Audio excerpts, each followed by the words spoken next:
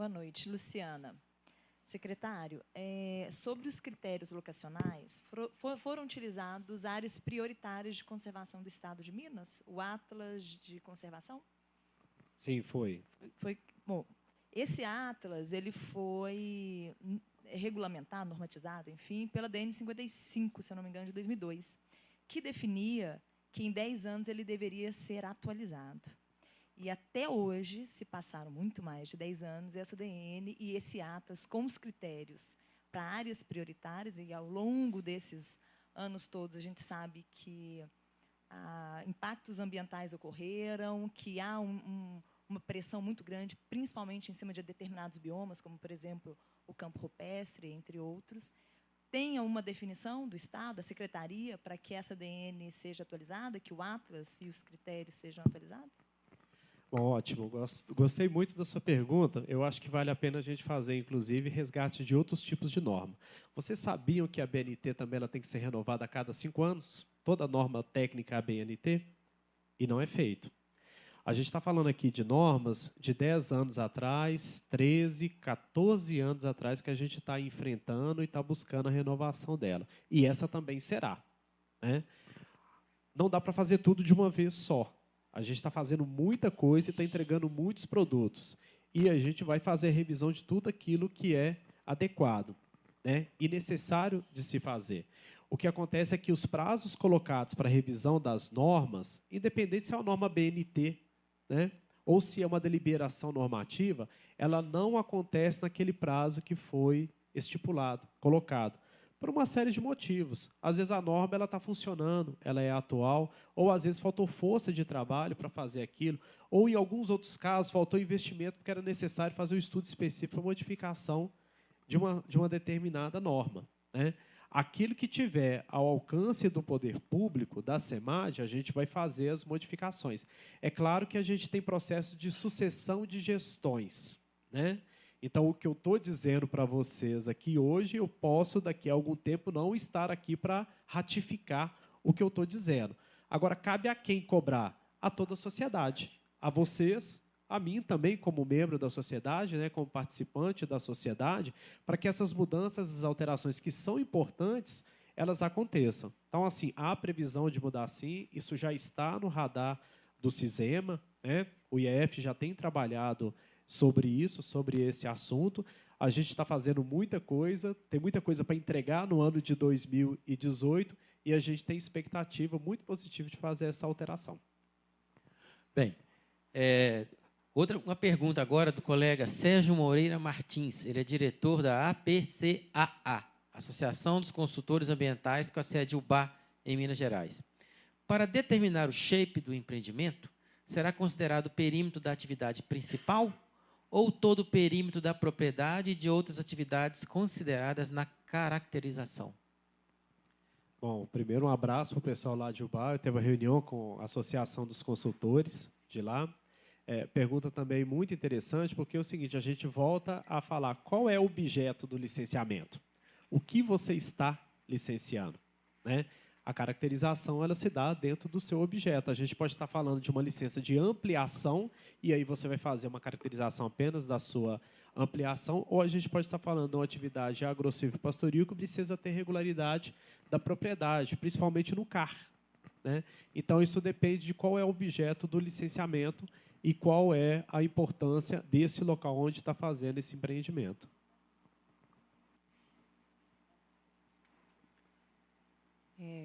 Boa noite, secretário. Aqui é Janaína, eu sou consultora ambiental. Eu queria saber, eu tenho duas questões, né, duas perguntas. A primeira é sobre a LAS Cadastro, que eu queria saber assim, se essa licença, mesmo sendo uma modalidade de cadastro, ela vai ser assinada pelo superintendente, vai ser assinada pela SEMAD, de alguma forma, para dar validade para esse ato administrativo. Né, porque, como aconteceu com as AAFs, que foram muito questionadas, né, e algumas foram canceladas, pode ser que, se essa LAS Cadastro ela não venha a ser assinada, né, pelo superintendente, por exemplo, de uma SUPRAM, ela perca a validade tanto para o Ministério Público, para a sociedade e também para as instituições financeiras. Então, é uma questão que eu gostaria de saber. A outra é que no decreto 47383 está expressamente descrito que os TACs eles poderão ser formalizados para aqueles empreendimentos que já estão em operação sem a formalização poderão ser celebrados sem a formalização de um processo de licenciamento. Só que alguns superintendentes da Suprans têm alegado que a celebração do TAC é um ato discricionário do superintendente e que, se ele não tiver conhecimento daquele empreendimento, que ele não vai assinar o TAC. E aí o empreendimento fica com a operação desamparada, é autuado, né, tem que responder por multas por operação irregular, e, em alguns casos, ele nem consegue formalizar o processo de licenciamento porque tem uma questão de regularização frente ao IEF, ao IBAMA, que são prévios ao licenciamento. Então, eu queria saber como que está sendo a orientação da SEMAD nesse sentido. Tá, joia, vamos lá. Primeiro, a primeira pergunta, sim, todo ato ele vai ser assinado. A licença ambiental simplificada ela é uma licença ambiental e ela goza de todos os seus efeitos jurídicos e administrativos. Então, vai haver uma assinatura. Como o volume a gente está estudando, está entendendo ainda como ele será, mas, independente dele, a gente pensa em fazer assinatura eletrônica porque a gente tem que caminhar para a modernidade, né? A gente tem que passar também para a assinatura eletrônica, que é, inclusive, o sistema que é utilizado pelo IBAMA, pelo ICMBio, e hoje, no Estado, os nossos documentos também eles já têm assinatura eletrônica. O ato ele vai chegar, o ato licença ambiental simplificada, ele também vai chegar para uma assinatura eletrônica. Mas, respondendo conclusivamente, sim, ele vai ser assinado. Possivelmente eletronicamente, mas vai ter uma assinatura que ela confere com os dados. Em relação ao TAC, a regra antiga, qual que é? Era você formalizar o processo para, então, celebrar um TAC. Essa regra, na verdade, ela nunca foi uma regra muito clara, porque isso não estava escrito no 44.844. Não estava escrito em nenhuma norma que deveria ser assim. Mas era uma regra de praxe, né? Eu que já fui diretor de licenciamento, sou analista, na verdade, efetivo em município, a gente utiliza isso não só no Estado, mas os municípios que fazem licenciamento também adotaram essa prática durante muitos anos. O que a gente trouxe agora? A regra ela foi clareada, ela foi colocada a público. Igual eu falei que um quadro que eu apresentei, né, onde a gente tinha a AF e alguém perguntava, a AF ela pode ser para instalação ou ela pode ser só para operação? Não, ela era para operação, mas tinha a AF de instalação? Tinha também. Agora, a gente deixou claro, existe cadastro para instalação, existe cadastro para operação. Depende da fase que você está requerendo. Outra regra que ficou clara é que não precisa ter um processo formalizado para assinatura do TAC. Tá? É um ato discricionário? Sim. Por quê? Porque decorre de uma avaliação técnica. O que quer dizer que você não terá aquilo pela vontade do superintendente. Há um alinhamento técnico, é claro que a gente tem uma área muito ramificada pelo Estado, são 9 SUPRANs, mais os núcleos de regularização ambiental, e o IEF tem uma área mais ramificada ainda, que são mais de 50 anos de história. A SEMAD tem 26, o IEF tem 55, se eu não estou errando o número agora. Então, a gente precisa fazer alinhamentos técnicos, a gente faz eles, né, constantemente. Inclusive, hoje, a gente estava fazendo alinhamento técnico dos diretores e dos coordenadores operacionais, técnicos e jurídicos. Problemas como esse, que você relata ter acontecido, eles não devem acontecer mais, né? Isso decorre de um alinhamento que a gente precisa fazer. E, claro, que o empreendimento que ele estiver lançando, efluente, desacordo, num córrego, ele é de classe 1, o superintendente não vai assinar um TAC, né? Mas o empreendimento que ele está fazendo a sua atividade dentro de uma regra que ela é legal, não há óbice na assinatura desse TAC. Tá? Então, a regra é seguir a legislação e ter uma avaliação técnica antes da assinatura. Ótimo. Agora, uma pergunta da Elisa Faria. No caso do Comaer, vale o prazo do decreto de 120 dias após o protocolo? Caso não se obtenha a resposta? Porque, geralmente, demora um ano para responder com o parecer. Bom, muito bem. A gente falou aqui, dentro do prazo de 120 dias, para que o órgão dê a resposta, isso não quer dizer no deferimento da licença depois de 120 dias. Isso quer dizer que a análise ela continua, né? Ele fica sobrestado 120 dias, ou seja, ele fica sem análise. Passado esse prazo, não há manifestação do órgão interveniente, seja como a E ou o IFAM ou qualquer um outro, a análise ela continua, ela pode até chegar na emissão da licença e, dependendo do caso, como o caso desse, que é de segurança aeroportuária, ela pode ser emitida sem efeitos. Ela só passa a ter efeitos com a manifestação daquele órgão que é da segurança, né? Como eu disse, por que isso é feito, então? Porque a licença ambiental ela atesta a viabilidade ambiental. Ela não está falando da segurança, ela não está falando da comunidade tradicional, ela está falando das questões ambientais daquele empreendimento, segundo as suas singularidades ambientais. Tá? Essa é a regra. Boa noite. José Luiz Monteiro, eu sou da cidade de Arcos, Centro-Oeste. Considerando que a gente vem, ao longo desses anos, aí, enfrentando uma dificuldade que eu considero um certo litígio jurídico.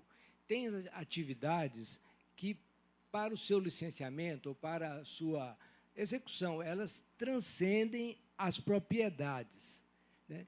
E a legislação ambiental ela tem, muitas vezes, pedido, está na formulação que a gente tem feito, né, que o proprietário, onde essas atividades vão ocorrer, tem que fornecer ou alguns documentos ou algumas autorizações.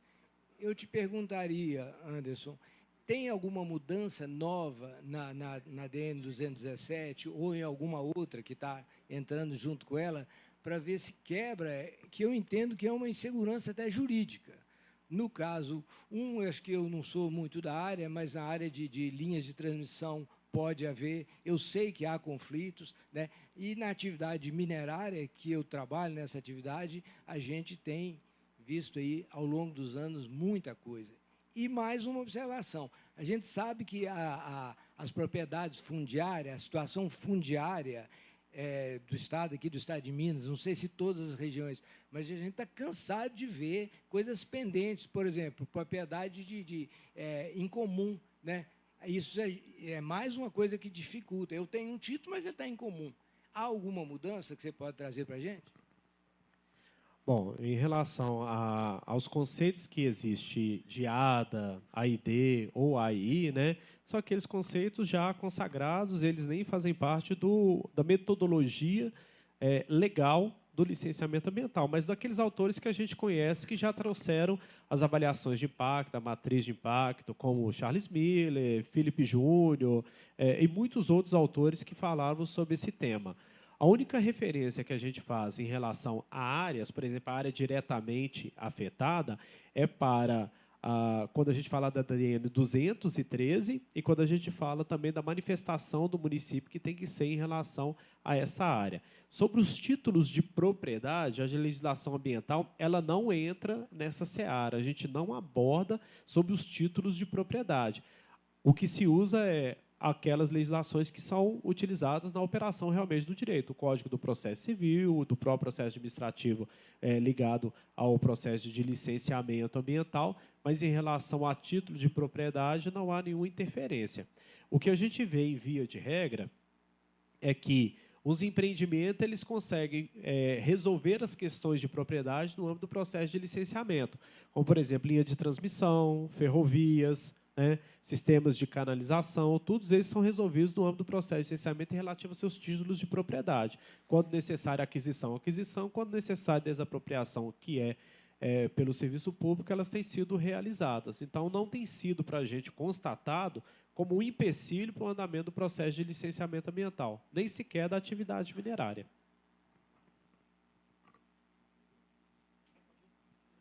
Meu nome é Gilberto Morato. Eu sou oriundo do IGAM há uns anos atrás, quando o IGAM ainda era na Santa Catarina. E, historicamente, o IGAM ele atrasa muito o processo de análise. E eu trabalho muito com outorga. Então, a pergunta vai em cima desse passivo antigo que o IGAM tem, que nós temos outorgas hoje formalizadas em 2014, que não foi analisada até agora. Então, hoje voltou para casa do IGAM as outorgas. Duas perguntas. O passivo tem prazo para ser analisado? porque ele trava qualquer processo de licença, e as atuais, que o IGAN agora já vai ser protocolado diretamente para o IGAN analisar, tem prazo também para ele emitir essa análise mais rápido, sei lá, 90 dias, 6 meses, do passivo e da atual. Bom, em relação ao passivo, o passivo de outorga é o maior passivo do Estado, né? O número realmente só não perde para auto de infração, que chega na casa de centenas, e esse ainda nós estamos em torno de 25 mil, mas que é muita coisa, né? Eu estou falando de 2.350 processos de licenciamento para 23 mil, na verdade, hoje em dia, processos de outorga. O que aconteceu com o processo de outorga, quando ele é vinculado ao processo de licenciamento, ele era deferido junto com o processo de licenciamento. O que era outorga solteira, né, a gente chama de solteira, ou seja, não vinculado ao processo de licenciamento, ele foi se acumulando ao longo dos anos. Qual é a observação que a gente faz hoje? E aí eu estou falando agora só do passivo, depois eu vou entrar na sua segunda pergunta. Qual a observação que a gente faz hoje em relação a esses processos? Com o lançamento do cadastro do uso significante, foi em maio do ano passado, houve uma corrida de regularidade muito grande. É possível que parte dessas outorgas que eram solicitadas, elas se tornaram cadastro, porque quem fez a solicitação ou desistiu de utilizar toda aquela demanda, né, ou toda aquela disponibilidade de água e reduziu a sua demanda para enquadrar na questão do uso significante, ou realmente ele desistiu da outorga. Ele falou assim, não quero mais empreender, não vou fazer captação, vou usar... a Copasa chegou aonde eu precisava que tivesse água, ou teve alguma outra forma. Para isso, né, primeiro, quando a outorga ela volta para o IGAN, ela está voltando com um programa de ataque a esse passivo. Esse programa ele vai avaliar, primeiro, a alteração da portaria 49, que ela está sendo alterada, então ela vai trazer um ganho significativo no processo de análise. Ainda tem um planejamento das outorgas em relação à análise segundo seus modos de uso, e também está indo servidor para compor o IGAN, que estão passando por um processo de treinamento. Então, você vai ter um aumento também de força de trabalho com capacitação, através dos núcleos de regularização ambiental, que parte dos funcionários ali alocados vão passar para a estrutura do IGAN. Isso é o que se tem... desculpa que faltou um ponto importantíssimo. A gente vai lançar também um sistema de modo de análise, ainda esse ano, para fazer a análise de forma mais agilizada, porque, como você já é do IGAN há muito tempo e já trabalha há certo tempo com isso, deve ser do seu conhecimento que o sistema hoje, para a outorga, que ainda é o CIAN, que faz a área de drenagem, ele atrasa muito o processo de outorga, né? Algumas vezes o analista ele terminou a parte técnica toda e está ali esperando fazer a delimitação da área de drenagem, o sistema ele não funciona, ele trava, né? Então, esse novo... programa ele vai trazer possibilidade de ter uma outorga mais ágil, com a avaliação do módulo de outorga, módulo de uso também adequado, né? E vai trazer, além de simplificação, agilidade e racionamento, principalmente. Assim, a gente vai eliminar processos em que aquele uso ele não mais vai ser outorgado, porque a pessoa desistiu, ou ela recalculou a sua demanda e viu que ela pode utilizar uma demanda menor do que a que ela solicitou no passado, e com a força de trabalho sendo ampliada e também capacitada, a gente vai ter uma resultante, claro que não vai zerar no ano de 2018, mas a gente começa a perceber um horizonte positivo. Em relação às novas, né, como eu falei ainda, elas vão ser feitas através do protocolo do FCE de água, aquele que a gente encontra lá no site da SEMAD, né? Depois ela vai passar também por requerimento online. Nesse primeiro momento agora, que é o primeiro semestre, ela continua com o FCE em papel. No segundo semestre, ela já é online também. E ela vai também passar por aquele simulador, né? Hoje ele é do licenciamento, mas você vai ter um simulador também para a outorga. Então, quem vai solicitar já vai saber o que ele vai enfrentar no processo de autorização do uso do recurso hídrico. Isso vai trazer mais agilidade e a IDE também vai trazer facilidade com isso, porque tem muito processo de outorga sendo solicitado em área de conflito. Então, não é o caso. Um outro ponto, aí eu vou voltar um pouquinho no passivo, vou dar um passo atrás, é agilizar as outorgas de uso coletivo. Então, as outorgas coletivas também vão avançar para ser definidos o mais breve possível e diminuir todo esse passivo.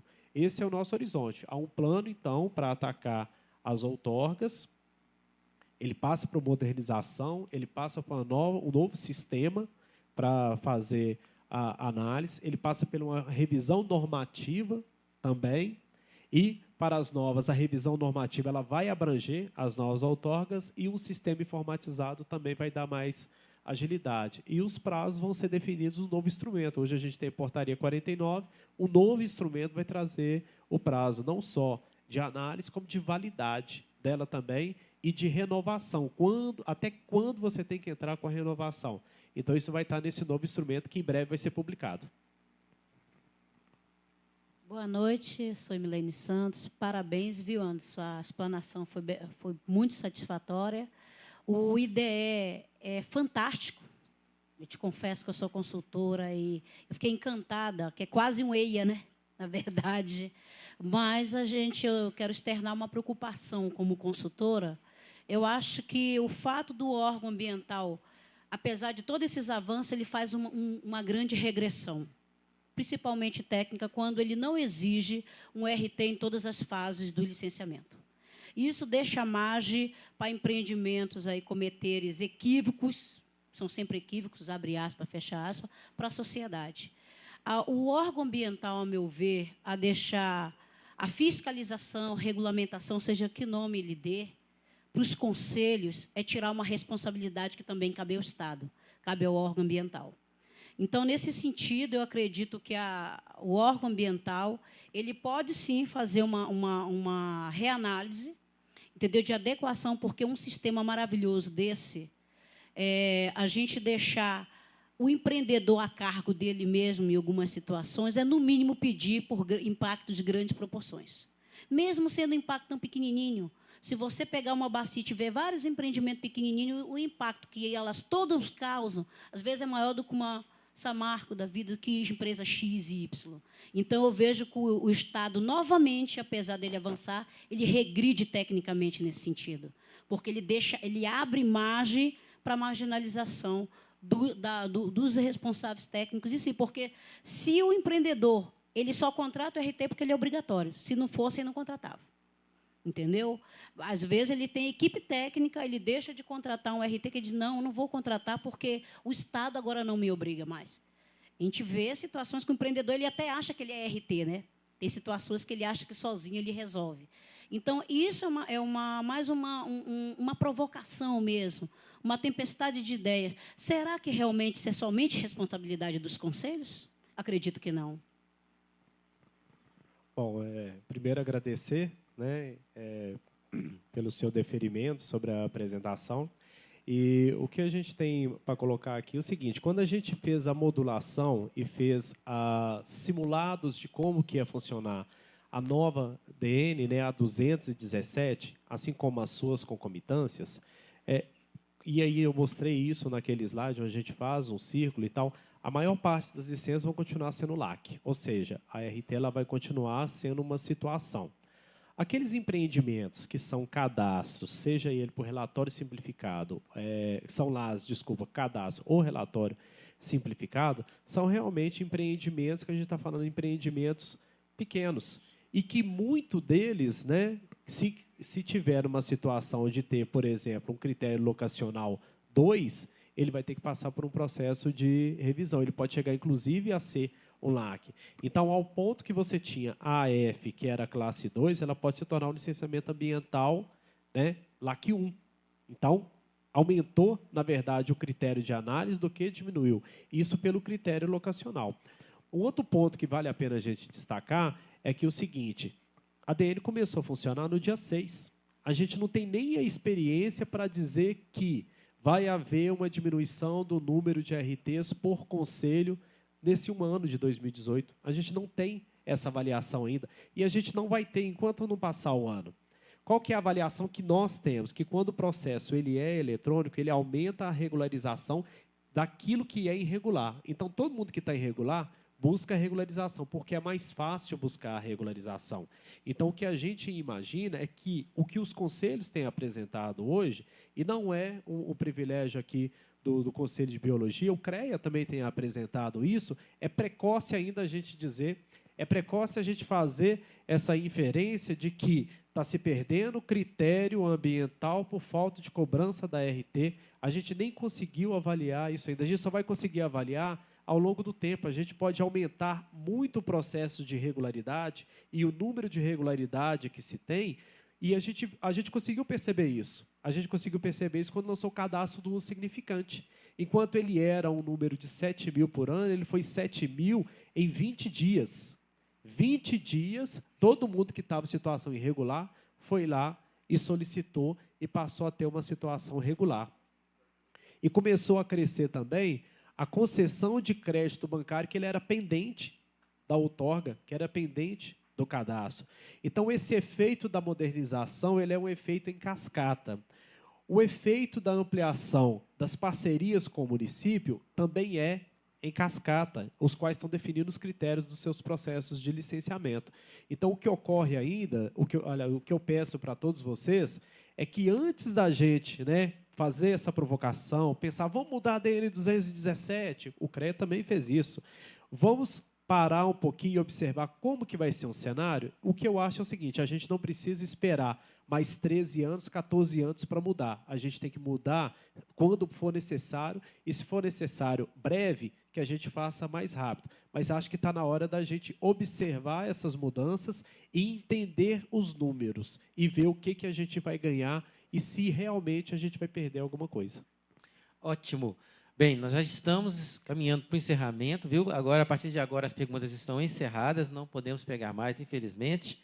Tem uma da Ana Paula Marinho aqui, ó, sobre o FCE eletrônico, que não há, no momento, a possibilidade de retificação, mas considerando que pode haver um equívoco de informação, como se proceder nesses casos? Bom, realmente, por isso que a gente tem aquela ferramenta lá do simulador, né?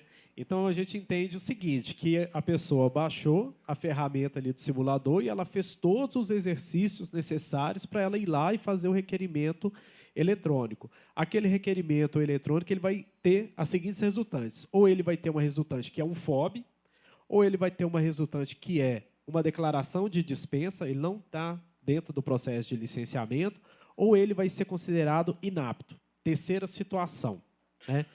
O FOB ele não gera uma obrigação de formalização. Se você não formalizar o processo, ele não vai existir. Então, você pode abrir um outro processo, aquele processo ele deixou de existir. Então, se é que ele vai ser considerado apto, né? Então, assim, a primeira coisa que tem que se fazer para quem vai solicitar, para o requerente, é baixar a ferramenta do simulador, fazer todas as suas simulações aí, para ele não precisar ter que perder aquele trabalho que ele já fez, né? Agora, realmente, não tem retificação. Boa noite. Assim como começou com o técnico da Secretaria de Meio Ambiente de Contagem, termina com outro técnico. Meu nome é Gilmar. A DN Copan 217/2017, ela altera ou interfere o convênio entre Estado e municípios, como é o caso de Contagem, que nos interessa, quanto à legislação ambiental para classes 5 e 6, de fato, como anda tal convênio? Se é para classes 5 e 6, há previsão de preparo da área técnica quanto à análise desses empreendimentos ou desses processos? Aí eu vou ter que voltar um pouquinho. Primeiro, a DN 213 ela já modifica o convênio no que se refere à competência originária do município. Então, o município, quando ele faz a adesão no CIMA, que é o Sistema de Informações Ambientais Municipais, o município ele já está dizendo, olha, a partir de agora eu tenho competência para licenciar isso, independente se eu tenho convênio com o Estado ou não.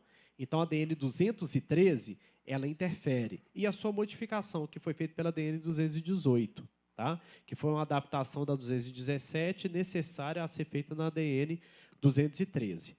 A DN 217 interfere? Interfere sim, porque a gente tinha alguns empreendimentos que eles eram classe 5, eles passam a ser classe 4.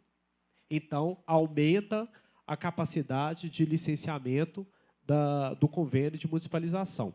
Um outro item, e aí eu acho que é o último item, sobre a ampliação do convênio de delegação de competência para a classe 5 ou 5 e 6. Contagem já fez esse requerimento, ele está em análise, está numa análise avançada. A intenção é aumentar as parcerias municipais, mas não aumentar de qualquer jeito. Todo município que está aderindo à DN 213, ele está sendo capacitado e treinado primeiro. Assim como o município que ele vai assumir a classe 5, ele também tem que passar por uma capacitação e um treinamento. É a próxima etapa que é o município de Contagem. Bem, infelizmente, nós chegamos ao final, né, do nosso evento. Eu queria, primeiro, pedir desculpas, né, pelo espaço, né, da realidade, o evento, né, a proposta, o tema, ele foi muito interessante, o que fez com que muitas pessoas viessem aqui, algumas assistiram em pé, vários colegas nossos tiveram que voltar, infelizmente, né? Então, eu peço desculpa a esses colegas todos e avisar que esse evento todo ele vai ser disponibilizado no YouTube. Então, futuramente, todos que não tiveram a possibilidade de assistir ou assistir com algum desconforto podem depois ter acesso a esse evento, a todas as informações tão importantes que foram passadas aqui hoje. Tem 3 perguntas aqui da Emilene Santos, da Amanda Umbinski, do Tiago Marques, que, infelizmente, nós não vamos ter tempo para responder, mas nós vamos passar essas perguntas para o secretário e ele vai fazer essas respostas. As respostas chegarão até vocês, né? Eu gostaria de agradecer muito a presença de vocês, agradecer demais a presença, tá, secretário? Foi importante demais esse bate-papo, essa conversa nossa aqui, esse grau de informalidade. A gente vê que é um evento que é interessante, que pegou mesmo, e convido a vocês todos que continuem curtindo, compartilhando, sugerindo temas para serem levados aqui pela nossa comissão de divulgação, pela nossa gestão, ética e ação, e agradecer a presença de todos e até o próximo Papo com Biólogo. Boa noite.